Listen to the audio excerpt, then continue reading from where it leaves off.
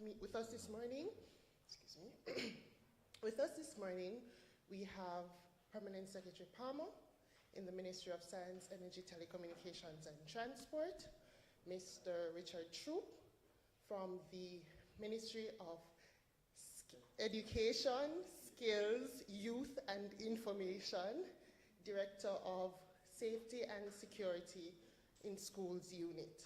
We also have other representatives from the Ministry of Science, Energy, Telecommunications and Transport. We have also with us Senator Habka Fitz-Headley, and of course, our Minister, Minister Darrell Vaz. We will enjoy Mr. to begin.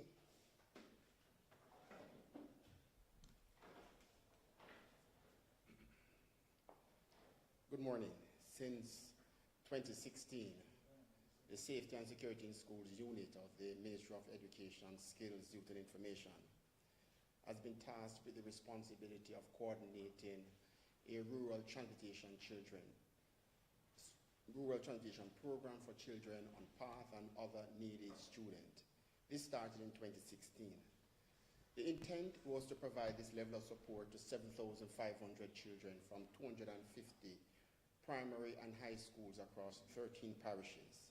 To date, as a ministry, we have never been able to achieve that target, largely because schools could not engage eligible transport providers to support the program. The program that I'm making reference to would have provided a subsidy grant to children of the high school level of $400 per day, at the primary school level $300 per day, and for special needs children $595 per day. This would have been paid to our operators on a monthly basis by the schools.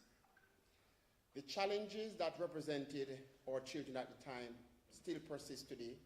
Many of our children found it difficult to get to school on time because they could not afford the transportation costs to travel to school every day.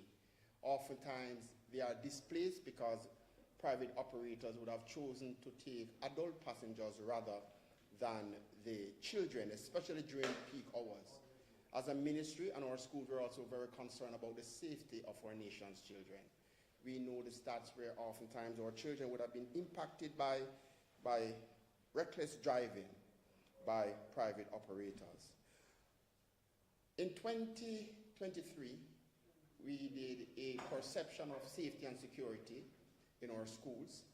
Over 9,750 children participated from 331 schools. One of the critical findings is that children felt least safe and secure commuting to and from school. Hence, 2025, when we were introduced to partner with the Ministry of Science, Energy, Telecommunication and Transport on a national rural school bus program, we were very excited by the possibilities for this program.